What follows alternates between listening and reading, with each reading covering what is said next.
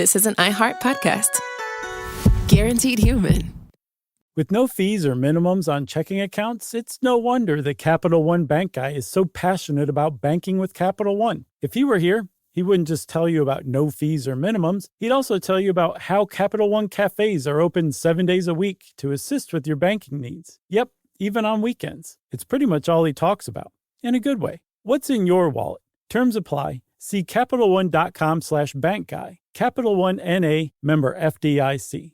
Work can be a little weird. Cringy training seminars, coworkers who won't stop talking about their plant, forgetting the mute button at an inopportune moment. We have to deal with a lot on any given workday. Sometimes it can feel hard to thrive and move forward in your career. Well, that's where LinkedIn comes in. LinkedIn helps you get ideas and insights from experts in your field, connect with people professionally, grow your network, and access tools designed to help you find the right fit for your next role. Whether you're just getting started, figuring out your next move, or looking to accelerate your career, LinkedIn is built to support you at every stage, because LinkedIn is the network that works for you. Visit linkedin.com/knowstuff to learn more. Hey everybody, Mr. Chuck Bryant here. Charles W. that is. If you want to know how royalty works, we can sort of explain that.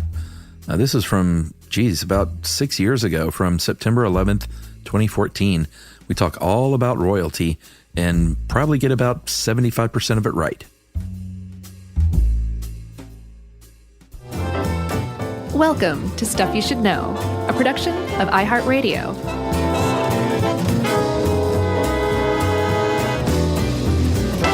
Hey, and welcome to the podcast. I'm Josh Clark. There's Charles W. Chuck Bryant and Jerry. What's your problem? This is Stuff You Should Know.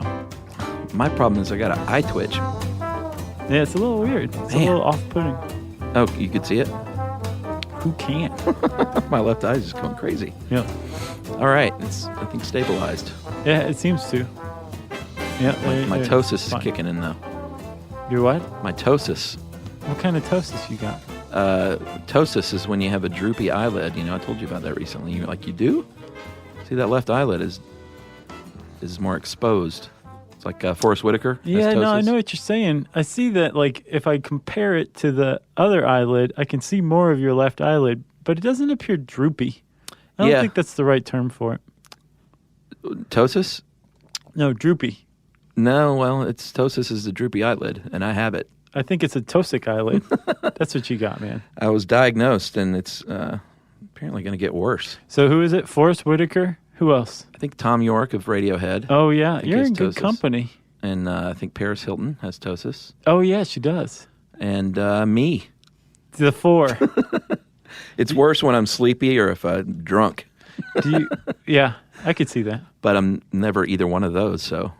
So you're always fine? Yeah, I don't know why it's drooping today. Are you drunk right now? No. That's good. You should not be drunk while we do these, Chuck. It's too important. That's right. So I've got an actual intro for this. Oh, man, like the old days. In my head, it could be up to like 20 minutes long, so just sit back and relax. Perfect. So, Chuck, up until about 10,000 years ago, all humans walked around and gathered food and followed herds of animals, which they hunted and killed and ate. And on any given day, you ate what you gathered, and then you just kind of moved along to the next spot. That was typically the way things were done. Yeah. They were called hunter-gatherer societies. Then, during what's called the Neolithic Revolution, people started selecting plants in their area and realizing that they could replant the seeds from those plants, and all of a sudden you had agriculture. Yeah, which made things very stable. Very stable. More stable. Tied people to the land. Sure. But it also gave rise to something that hadn't been around before, which was surplus. Because if you're a hunter-gatherer and all of your buddies and family and friends are hunter-gatherers, and you're all just hunting and gathering just enough to sustain you for that day, then there's no such thing as surplus. Sure. That means everybody's pretty much equal. Yeah. Maybe one guy takes mushrooms more than the rest of you, so he's your religious leader or something like that. Right. But for the most part, everybody's roughly equal. Now that there's a surplus, say somebody has a particularly good bounty on a year where everybody else in the area has a bad bounty, that person's in what's called a position of power. Yeah, they have an advantage. Yes, they do. that happens a few times to the same people. And if they are clever enough to consolidate that power and have more and more kids in a larger and larger kin group. Yeah, which they would if they're more powerful. They're going to have more kids. Yeah, then they can form what you would recognize today as a dynasty. And then over time, these people would say, you know what? This is my birthright to rule you guys, to be rich. I'm going to just say that I'm connected to the sun, which is our God that we worship. Yeah. So by proxy, I'm the sun god's ruler here on earth, which means I'm in charge of you. Right. And while you're at it, give me some of your surplus. And all of a sudden now you have a king. Yeah. A kingdom.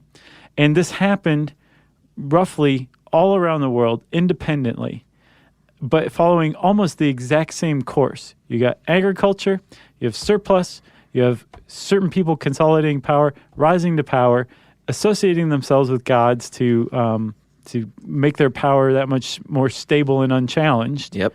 And then you have kingdoms. That's what happened. Boom. Over time, these kingdoms did more and more crazy stuff, but they all followed roughly the same thing. Yeah, and if you're out in the middle of a desert, you don't have a lot of options to go other places. So that helps along the king.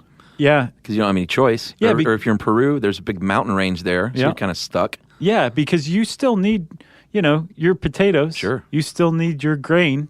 And if you can't move very easily, if you're getting resources from being a member of a community, then that explains why you, as this normal, independent-minded person, might go along with some guy saying he's a descendant of the sun god, and you have to give him half of your grain for no good reason. Yeah, or if you're in the Amazon, where you're not surrounded by desert or mountains, and you can say, screw this guy, I'm out of here, then you may be a little slower to have something like a king. Yeah. Or maybe not at all.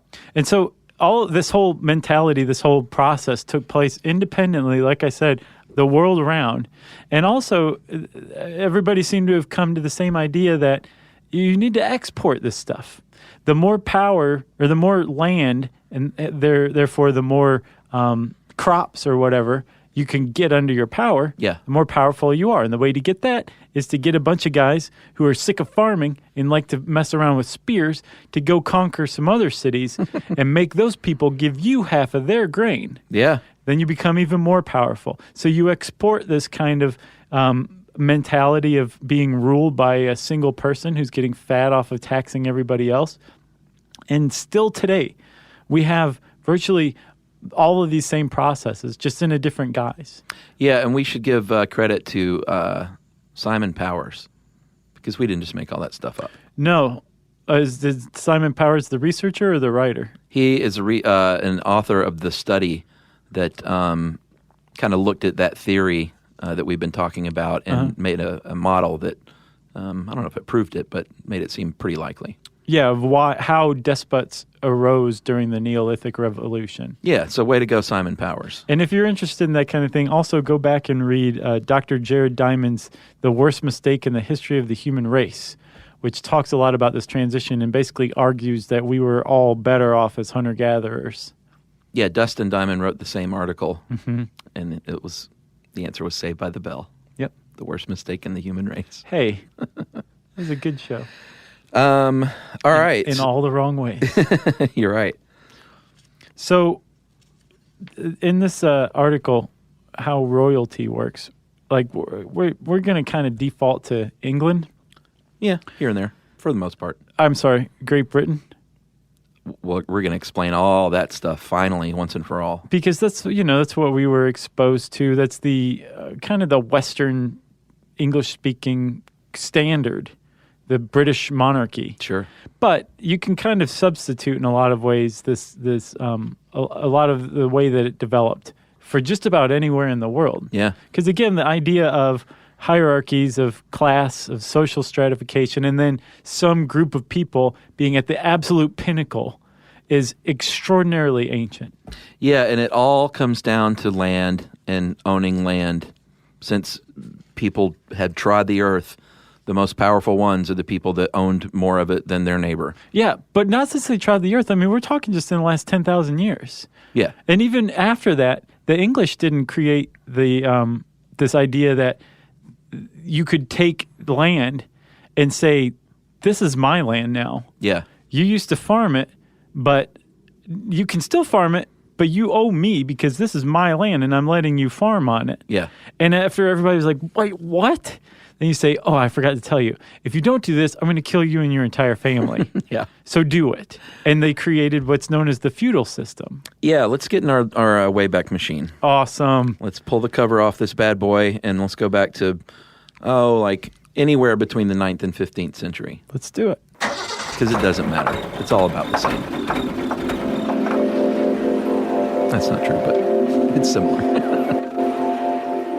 To the feudal systems of medieval Europe, basically what went on was there were very few people that owned a lot of the land, a lot of territory, but they basically looked around at one point and says, you know what, I have too much stuff to govern on my own, so I'm going to divide it up and I'm going to let other people use it. Mm-hmm. I'm going to call them vassals, and you're my vassal. You're going to go out and you're going to manage that territory for me. Going to collect some taxes. You can keep some of that. Yeah. You can farm. You can keep some of that. Well, they didn't farm. They had people farming for them. Well, sure. So it's like a hierarchy. Have it farmed. Like you can imagine all of England as being owned by the king. Yeah, and then he divided it up, and then those people further divided it up. Yeah, because a vassal could divide theirs up into for sub vassals. I guess serfs. Yeah, I guess so. Is that what they're called? Yeah. And you guys, how about raising some armies for me?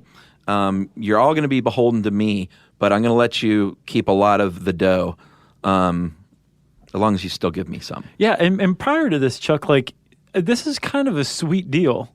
And the way that you ended up a vassal is you had an army that could conceivably challenge this guy who said, I'm the king of England, everybody. Yeah. And everyone said, where? And he's like, here. This is England now, and I'm the king. And so if you had an army that he could probably defeat with his army, yeah, but could still like pose a problem, he turned you onto his side. Sure. And said, well, wait, before you say anything, I'm going to let you handle some of this land, like you said. Yeah. And you can get these people who are farming the land to give you some of their grain. You give some to me, but you keep some yourself. Yeah, you'll be like a smaller version of me. Yeah. And we'll be more powerful together. Exactly. And that's how this hierarchy, at least in under the feudal system, began. That's right. And these vassals, they had rules of succession a lot like inheritance. You could pass your land on to your children, and then they would be a vassal. Yeah, you also passed your obligation to the king. Oh, sure. On to the children, too. It wasn't just the sweet life. Oh, no. You could never, you were always beholden as long as you maintain that land. Right. And it was the same in other parts of the world. Japan had the imperial system that was similar to the European monarchies. And Japan's actually, their monarchy is the oldest in the world. Did you know that? Yes, I did. The Japanese imperial family traces their lineage back to the 6th century BCE. That's crazy. Yeah. Although they are purely ceremonial at this point, right? Well, yeah, but they were the exact opposite of just purely ceremonial up until like 1945. Yeah. And G.I. Joe came in and like said, you guys aren't divine deities any longer. Right. Which is what everybody considered them up until 1945. And check out my Kung Fu grip. So everything was going along well until about the 17th century when republicanism began to kind of just chip away at the royals and the power that they held throughout Europe. And little democracy starts to form, and sometimes it happens gradually and kind of nicely. Sometimes it happens via revolution, like in France. And sometimes when they would kick out the monarchy, they would come back with a vengeance, like after the English Civil War between the Roundheads and the Cavaliers. We had King Charles executed. His heir, Charles II, was exiled to France. Parliament gained a lot of control, but they would later come back, of course. Charles II. Well, just the monarchy period. You're right. Yeah. But after that, the monarchy just was never the same. No. Although maybe under like Elizabeth, she was pretty powerful. Yeah, but I think Parliament had gained a lot of control. Yeah, everybody after that point had to deal with Parliament before Sure. Anybody had under Charles I. The same stuff was going on in the Middle East. It was a little different, though, because religion was so much more a part of their monarchies. They had, is it called a caliph? Yeah. Was the head, I guess, that would be the king?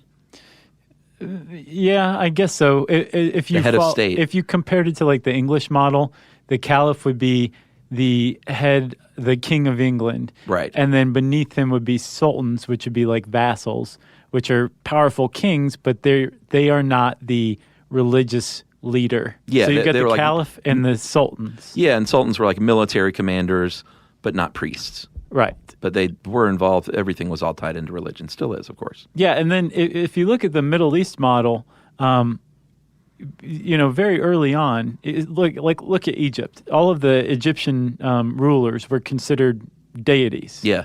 Up until America said, no. The imperial king, the emperor of Japan, was considered a deity of the Shinto religion, like a god. In the Middle East, the caliph is a religious figure. Yeah. In the Holy Roman Empire, the kings ruled along with the Pope. So there's always been this real marriage, either in the form of one person or in the form of like some sort of allegiance between the holy ruler and the political ruler. Yeah. Because the religious aspect of it gives credibility to the rule of the political ruler. Yeah, and that makes sense. Like even in England, they went so far as to come up with the divine right of kings, which said the king is God's emissary here on planet Earth. Yeah. And the king is therefore infallible. Right. Nobody can get rid of the king. And we just made that up. But exactly. Yeah. But I mean, and it had been going on for millennia since before then, but that was like they just put it down into text. Like, yeah, that's the way it is. That's right. Unfortunately for the king, that meant that the only way to be gotten rid of was to be murdered. Yeah. But they figured it'll be a pretty wild ride until then. Yeah, I mean, that's one of the risks when you're the king. Yeah. So now you have royalty. You have this class system. Royalty is actually transcends class because it's the bloodline. Like a noble, that's the difference between nobility and royalty. Is nobility, the nobles didn't have the bloodline going. Yeah, it depends on the country that you're in. So like, yeah, that's true. In some countries, there are more than one royal family, right? Yeah, different houses. But just one of them holds the throne at a time. Yeah, just one of them has the ability to be the heir to the throne. Right. Right. So in other countries, it's like there is one group of royals, and they're the only royals, and everybody, no matter how powerful, no matter their noble title, they're still technically commoners. Exactly. They're almost always wealthy, even though technically wealth doesn't have anything to do with it because it's about your bloodline. But if you're in the monarchy, you're going to be wealthy. And in some cases, also, they're considered an actual part of their country. Yeah. They're that much ingrained into the national fabric. Crazy. So we said that in some countries, there can be more than one royal family. That's right. And this kind of comes into play when there's not a clear line of succession. Yeah, things can get a little messy when the king dies. So like if you have what's called an agnatic succession, that means that the oldest male heir inherits the throne. Yeah, and actually agnatic, it means your brother takes over and not your son. Okay. So it's patrilineal. It's on the father's side, but instead of giving the throne to your child, like your firstborn son, it goes to your little bro. Okay. Your oldest little bro. Okay, gotcha. Yeah. And then in other lines, it can be the oldest heir, right? That's right. And whether it's male or female, like how Queen Elizabeth is the queen now. Yeah, you can be a female heir in Britain, of course. So all of these people are all related. They're part of the royal family. They're either a sibling, a child, a grandchild, even a cousin, but they're still the member of that family, which is also known as a house. in a country where there's more than one royal house, Yeah. and there's a dispute or a problem with the succession, the normal succession rights, then you can have a challenge to the throne by another royal house. Yeah, or it's just simply elected by a committee of nobles, maybe, who that next king is going to be. Yeah. Or if there's not a very clear line, they can just say, you know what, it's no man's land here, and whoever ends up with the crown may not even be a part of the bloodline. Maybe they just had the best military or the most money. Right, and that's how original houses were set up. Yeah. I mean, the only difference between that situation happening now and someone else's house, like taking control of the throne, is they just ascended to royalty, millennia ago, right, rather than right now. Yeah. Stuff you should know. Work can be a little weird. One minute you're in a meeting that could have been an email. The next you're trying to decode corporate jargon that somehow means nothing. And don't even get us started on the quick sync that turns into a 45-minute deep dive. Yeah, well, the truth is figuring out your career isn't always straightforward. Whether you're trying to grow, pivot, or just stay relevant, it can feel like you're navigating it all on your own. Well, that's where LinkedIn comes in. That's right. LinkedIn can help you grow your career, helping you confidently navigate your path with insights, ideas, and inspiration from your professional community. You can stay up to date with the latest trends in your field, connect with people who get it, and discover opportunities tailored to your goals, your experience, and what actually matters to you. Whether you're looking for something new or just trying to grow where you are, LinkedIn gives you the tools and connections to move forward with confidence. Because LinkedIn is the network that works for you. Visit linkedin.com/knowstuff to learn more.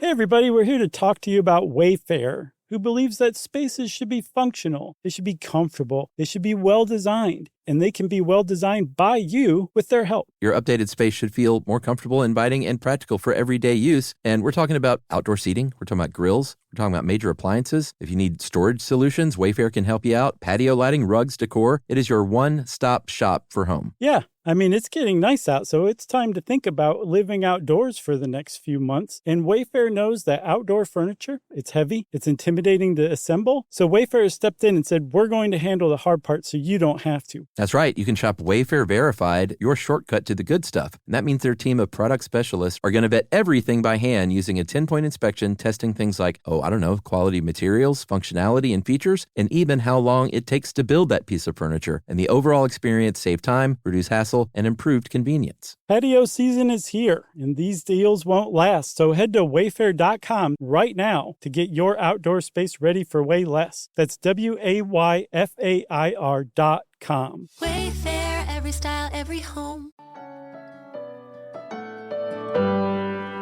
Stuff you should know.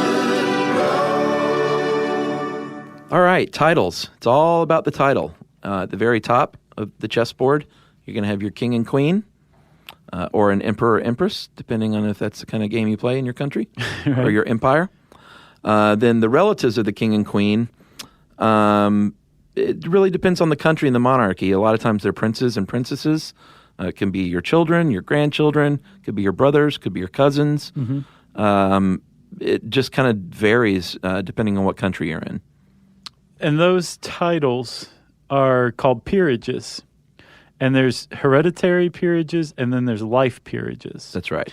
And the peerages, at least in European royalty, go in order of importance and from the lowest number to the most number. Yeah. Duke, Marquess or Marquis, Earl, Viscount, and Baron. So the barons are the least powerful, but there's the most of them. Is it Viscount? I've been saying Viscount my whole life. Viscount. Ugh. It's all right, man. Yeah. Everybody says Viscount. Good. And then the dukes are the most powerful, but there's the fewest of them. And so if you have a hereditary peerage, you inherited that. At some point in time, some king or queen said, you are now the Duke of blah, blah, blah. And you're a noble, but you are not royal. Right, exactly. So although you can be royal. Yeah. Like, I believe Prince Charles is the Duke of Windsor. Right. you know? Yeah, man, it gets confusing. It definitely does get confusing. It gets even more confusing because when Prince Charles becomes King Charles, the Duke of Windsor will vanish. That title will vanish because he became king, which he'd much rather be king than Duke of Windsor, you know what I mean? Yeah, and that's called being absorbed into the crown. Exactly. Or by the crown. The title can also just be left, like if there's no heir. Yeah. You can also take it and give it to another family. Right. Although I think that probably is subject to being approved by the queen or the king. Yeah, probably. And then there's a whole other kettle of fish called life peerages, which basically says you are now a baron or a baroness. While you're alive. Right. And then your kids will still receive some sort of honor. They won't receive the title. Right. But they can call themselves the honorable, which suggests that their parents had a life peerage, but that it wasn't a hereditary title. So the kids don't inherit it. Yeah, and to add further confusion, a prince isn't always the male child of the king. Sometimes that is the king. Right. Sometimes it's just a noble. When Britain ruled India, they made a very clear distinction that your rulers and your provinces in India are going to be called princes, just so it's clear you're not going to call yourself a king. Which is BS because India already had its own monarchy system. I know. But now they were all downgraded by the British. Yeah. We should also say that if you receive a peerage of any sort, you are automatically a member of the House of Lords, which is the upper chamber of British Parliament. That's right. And so it's part of the duty of the Queen to appoint these things, to appoint these peerages. But in these modern times, she wants to kind of appoint them along party lines to make sure that there's an appropriate representation of everybody in the House of Lords. Yeah, and you also get season tickets to Man U games. Do you? No, I don't think so. I'll bet you do. All right, so I guess we can move on to the functions of these royals because it really has varied throughout the years and depending on which country, whether or not you're ceremonial figurehead or you're actually have real duties. And I guess let's just start with England. Okay. So with England, do you want to read Her Majesty's full title? Should we get into this now? I think we should. All right, because, boy, we have botched this over the years with saying Britain and England and Great Britain and the UK. We're going to set the record straight here today. Okay. Because technically, calling QE2, we know her, we love her. Calling her the Queen of England is not correct. No, and it's pretty disrespectful to some people. It is. And we're going to explain this right now. Follow along with our little history lesson. And man, I hope we get this right. Where'd you find this, by the way? Oh, I found it on the internet. I can't remember where. It's all over. There's many different versions. Oh, okay. But here we go. 1567, you have King James VI. He ascended to the throne of Scotland after Mom, who was Mary Queen of Scots, abdicated the throne. At the same time, you have Elizabeth I, daughter of Henry VIII. She was the Queen of England. Right. And she was Mary Queen of Scots' first cousin once removed. Go forward a little bit to 1603. Elizabeth I dies.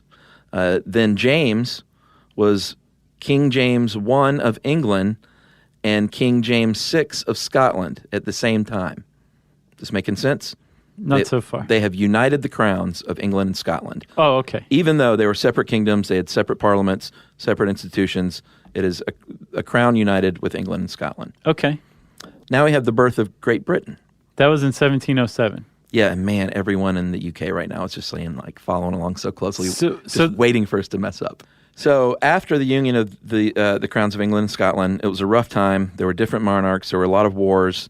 Eventually, the wars ended. Mm-hmm. In 1660, the monarchy was restored, and in 1702, Queen Anne became Queen of England, Queen of Scotland, and Queen of Ireland. Okay. It's very confusing. Where's the rub? Well, Scotland was still independent. They still had their own parliament, their own legal system. In 1707, during Queen Anne's reign, the English and Scottish parliaments passed separate acts of union, and on May 1st, 1707, the kingdoms of England and Scotland ceased to exist and were replaced by the Kingdom of Great Britain. So now Anne is the Queen of Great Britain and Ireland. Okay, so that means that while Anne was queen, she was the last queen of England. Yes. And then after these acts were passed in 1707, she automatically became the Queen of Great Britain and Ireland. That's right. Since 1707, it has been incorrect to call anyone the King or Queen of England. Yes. Story's not over yet. It gets more complicated. The next century, Ireland was separate kingdom. It gained its own parliament, and then in 1800, that all changed when Irish and British parliaments passed separate acts of union, creating the United Kingdom of Great Britain and Ireland. One country, 1801. So it was three separate kingdoms prior to 1707. Now one kingdom ruled from London. The Act of Union passed in 1800, and it's still in force today, although there have been amendments, of course, along the way. Then George III at that time was the king of the United Kingdom of Great Britain and Ireland. It gets even more confusing because Ireland had their problems. In 1922, they partitioned off what was the Irish Free State, and then eventually the Republic of Ireland was created. And in 1927, the name was changed to the United Kingdom of Great Britain and Northern Ireland. And at that same time, United Kingdom was removed from the title.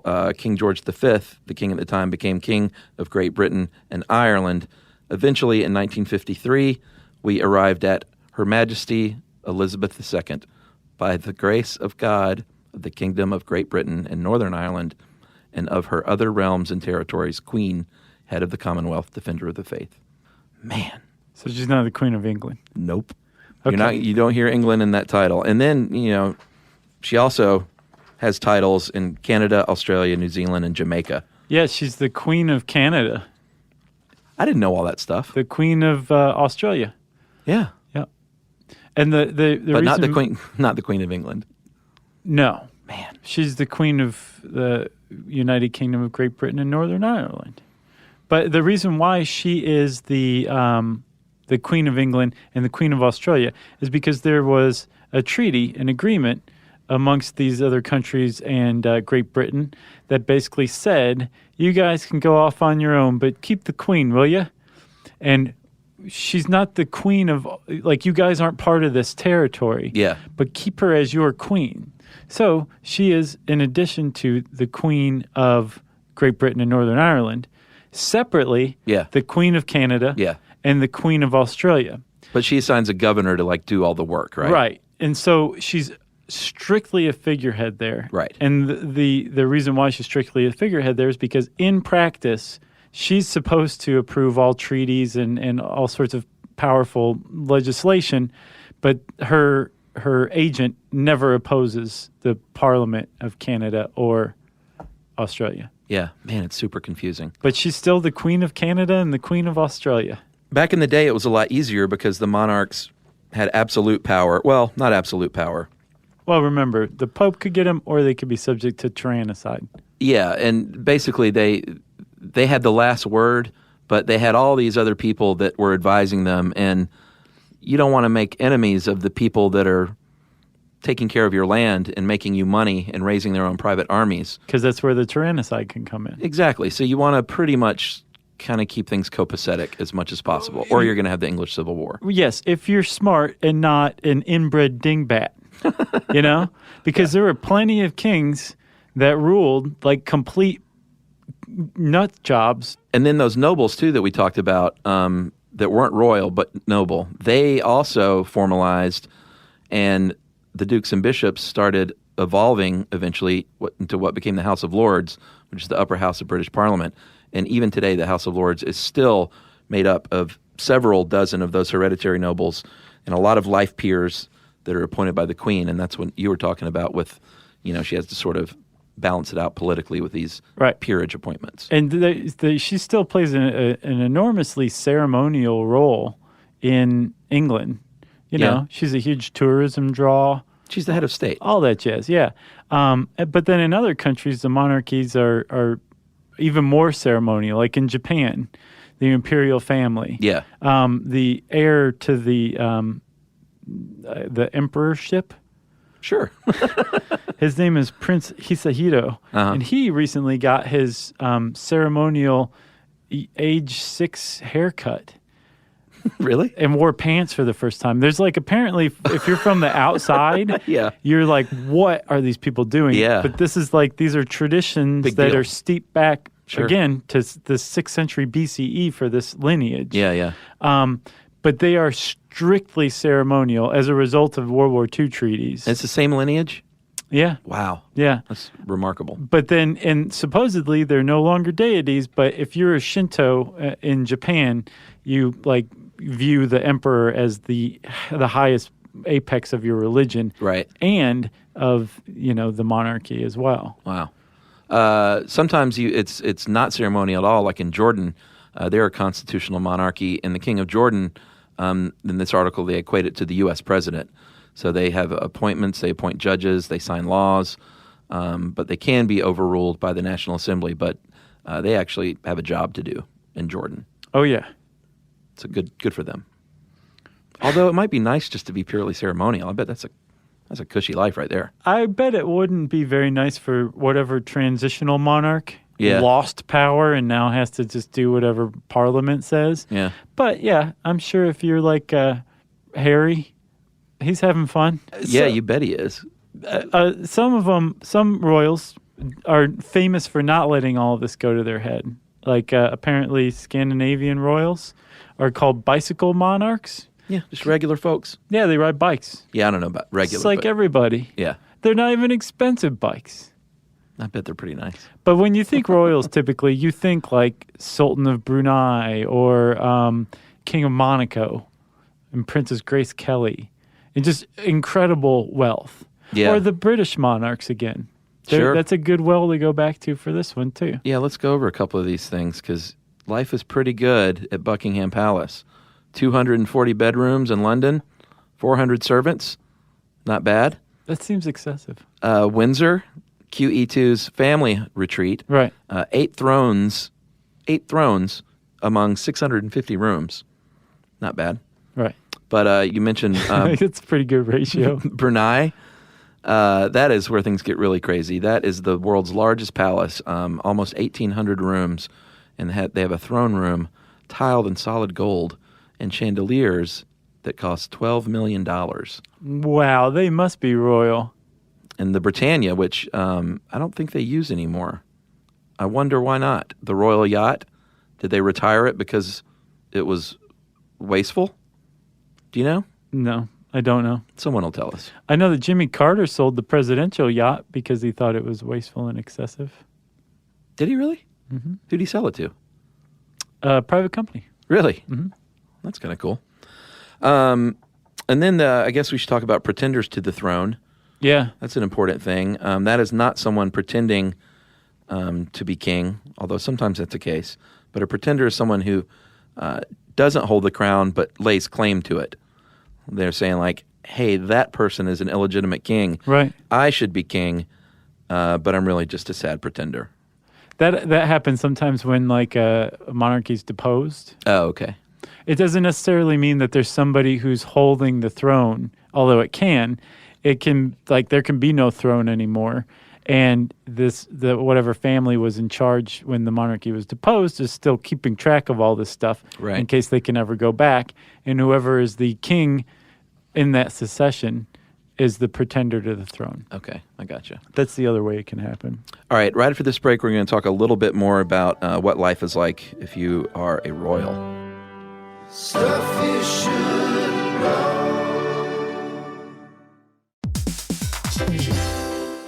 Work can be a little weird. One minute you're in a meeting that could have been an email. The next you're trying to decode corporate jargon that somehow means nothing. And don't even get us started on the quick sync that turns into a 45-minute deep dive. Yeah, well, the truth is figuring out your career isn't always straightforward. Whether you're trying to grow, pivot, or just stay relevant, it can feel like you're navigating it all on your own. Well, that's where LinkedIn comes in. That's right. LinkedIn can help you grow your career, helping you confidently navigate your path with insights, ideas, and inspiration from your professional community. You can stay up to date with the latest trends in your field, connect with people who get it, and discover opportunities tailored to your goals, your experience, and what actually matters to you. Whether you're looking for something new or just trying to grow where you are, LinkedIn gives you the tools and connections to move forward with confidence. Because LinkedIn is the network that works for you. Visit linkedin.com/knowstuff to learn more.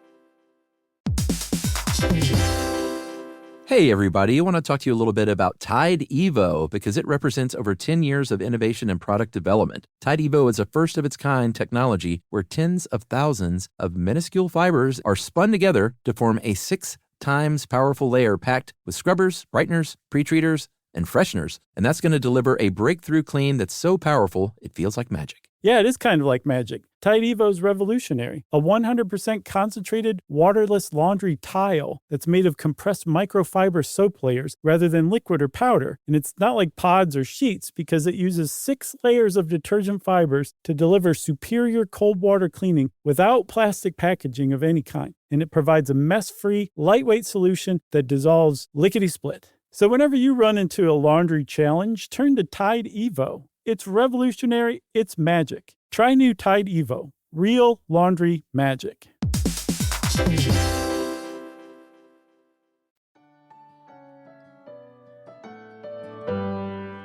Stuff you should know.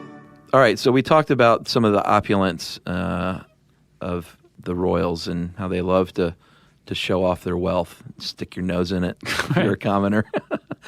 These days, children, if you're a royal child, you have all the best education, but that wasn't always the case. They used to be big dummies. Yeah. For the most part. Like, they didn't even want them to go to school or to learn military tactics because they wanted them to just sit around and eat, turkey legs all day. Yeah. Don't even worry about the book learning. Right. So you had a bunch of dumb royals back in the day, dumb monarchies. Yeah. Again, Prince Hisahito is the first in the Japanese imperial family to go to an elementary school rather than this specific school designed just for the youngest kids of the royal family. Like a school of 3 people? Yeah, or 1 at the time. Yeah, that's private tutelage, right? Yeah, I guess so. Yeah. But they call it a school. If you're really young, like sometimes you'll be a king and you're just a little baby, or like you said, like a little toddler. You're going to be assisted by people called regents. Right. And they are going to be running the show for the most part until the king or queen can come of age. So, Chuck, here's the thing. People often take pot shots at royals saying that they're It's easy. Genetically unsound. It's true. It is true. Apparently, pretty much around the world, royal families are fairly well inbred. And it's because of power consolidation over millennia. Yeah. And so even if you had, let's say, 2 or 3 royal families in a country that were considered royal, but only one was in line for the throne at the time, they might want to kind of keep it amongst themselves. So even though they're intermarrying between the families, that's still just basically like intermarrying between 3 families. Yeah, and it's to keep the bloodline pure, which has always struck me as odd because it's results in some, disease and genetic defects. Yeah, pretty much. Yeah, and apparently that's where hemophilia came from. Yeah. And that was a gift courtesy of Queen Victoria, apparently. The reason why this happens is you can't just say it's inbreeding. It's when you have a narrow or shallow gene pool that you're pulling from, the possibility of recessive genes appearing is increased. Right. So if you have 2 people who have both have a copy of a recessive gene, that gene's going to become dominant and come to the forefront. And so a lot of stuff that normally wouldn't pop up in a person when you just are intermingling in a normal-sized gene pool, you're going to have a lot of problems because these people all share the same genes roughly, and so recessive genes are popping up in pairs. That's right.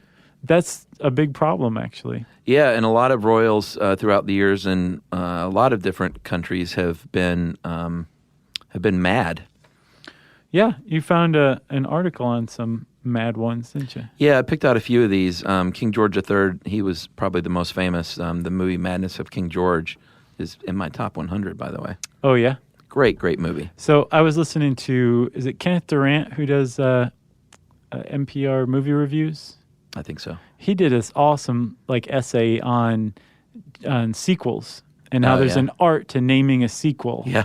And he was saying that the stage play originally was The Madness of George III. Yeah. But when they turned it into a movie in America, they decided they needed to rename it because they didn't want American filmgoers to think that this was The Madness of George III. Oh, and I missed the first two? So, yeah. Oh, wow. That's Isn't funny. that interesting? Yeah. Dumb Americans. Yeah, Madness of King George. He had all kinds of wacky behavior, supposedly attempting to shake hands with a tree because he thought it was a king of Prussia. Didn't that sound like something Mr. Burns would do? Yeah, totally. These days, they try to diagnose all these people now with what they think they might have had. And they believe he might have had schizophrenia, or maybe he was bipolar, or maybe he had this blood disorder called porphyria. And that is hereditary, and it can mimic madness. And then you have Christian the Seventh of Denmark from 1787 to 1808. He had these wild mood swings, hallucinations, paranoia, self-mutilation. He may have been schizophrenic and also may have suffered from porphyria. So that was another one. And then more recently, Farouk of Egypt. This one's my favorite. In 1936. You can find pictures of this guy, which is kind of fun. Well, yeah, he was around in 1936. He loved his sports cars. So much so, he loved his red sports cars that he decreed no one else was allowed to have a red car in all of Egypt. Yeah, and he would apparently shoot out the tires of people that passed him on the road. And they think that he had misophobia, which was a fear of contamination. So he would search for germs and little imaginary bits of dirt, and was also reportedly a kleptomaniac who may or may not have stolen Winston Churchill's watch. So he was a little wacky too. I lied, Chuck. That guy was tied for first for my favorite, King Charles VI of France. What was his deal? Dude, he was pretty out of it. He apparently got very paranoid that people were after him, so he murdered some of his own knights. And he, thought that he was made of glass. What? And had clothes made for him, special clothes. He wouldn't allow anyone to touch him because he thought that he would shatter, actually. And apparently he would forget he was king. He didn't recognize his family. Wow. They're not exactly sure what it is. Like all of these guys, they diagnose them schizophrenia, bipolar. Right. I think the most exact one was misophobia for Farouk. Yeah. But the rest of them, it's how do you diagnose somebody like that? No, you can't. Hundreds of years later. Yeah. It's tough. But there have been some wacky, mad rulers. There have. Some monarchs. You got anything else? Yeah, this one last bit about crowns. I learned this. I thought there was one crown. That was if you're the king or the queen, you've got your one single crown. Yeah, that's what I thought too. But that isn't true. Apparently they have different crowns worn by their ancestors, and they even create their own for special events. Well, like coronation. Yeah, or a You're wedding. You're going to have maybe. your own crown or something made for you. Yeah, and you've heard the term heavy weighs the crown. They can be super heavy. King William IV's coronation crown was 7 pounds. That's a heavy crown. That is heavy. King George V had a 2-pound crown with 6,000 diamonds, but Queen Victoria was like, that stuff, I want a little light crown because that's obnoxious and it hurts my head. I was trying to find, I have this idea that crowns were originally fashioned to represent a halo. Oh, is that right? So I don't know. I'm making it up. Oh, gotcha. But it sounds right because remember, forever monarchs have been remember, I'm holy. And the closest I could find is that in pre-Christian Rome, there was a cult, a sun cult, that I think a lot of the Roman emperors were members of. And they would wear crowns that looked like the Statue of Liberty's crown, which emulated rays of sunlight. Ah. So that's what those early crowns are based on. I like your theory. I'm going with it. Statue of Liberty is a member of a Roman sun cult. Well, no, I like about the halo. I'm just going to start telling people that's true. Okay. I think Yeah. Tell them Josh sent you. Yeah, don't tell him Josh sent you. You got it? I got nothing else. All right. Well, if you want to learn more about Royals, you can type that word into the search bar at howstuffworks.com, and it will bring up this excellent article by Ed Grabanowski. Yeah, the Grabster. And since I said Grabanowski, it's time for listener mail. I'm going to call this random number generation. We did our show on number stations, and random number generation is a key to the number station. This is from Aaron in Toronto, Ontario, Canada. Yeah. Hey guys, just listened to your recent podcast and number stations. It was fascinating.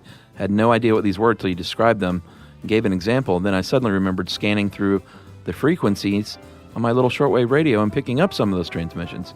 Never really thought about what they were and what they meant at the time. I was too caught up in thinking about where they were broadcasting from, since the voices always had an accent. I wanted to add a small detail about computers generating random numbers. Modern computers are indeed capable of generating truly random numbers, but often the random data is generated too slowly to be of great use. So what they do is use some true random data to seed a high-quality pseudo-random generator algorithm, which can generate random numbers as quickly as needed. But doesn't that make it less than random? I don't know. Seems like it. Every so often, the algorithm is reseeded from the true random source to keep the sequences more random. While what you said is not wrong, it was missing a bit of detail that those of us who enjoy the nitty-gritty details don't want to be overlooked. Smiley face. Thanks for a great podcast. My wife and I often listen to pass the time on our 2-hour road trip to and from the cottage. Well, Aaron, good for you for having a cottage. Yeah, really. And I said, you're coming to see us in Toronto for our live show. He's like, I didn't even know. How do you not know? And then he bought tickets, and I think he's going to come. Awesome. Yeah. I'm very excited. Those are going to be fun shows. If you want to get in touch with Chuck and I, you can tweet to us at SYSK Podcast. You can join us on Facebook.com/StuffYouShouldKnow. You can send us an email to stuffpodcast@howstuffworks.com. And as always, join us at our home on the web, StuffYouShouldKnow.com. Stuff You Should Know is a production of iHeartRadio. For more podcasts from iHeartRadio, visit the iHeartRadio app, Apple Podcasts, or wherever you listen to your favorite shows.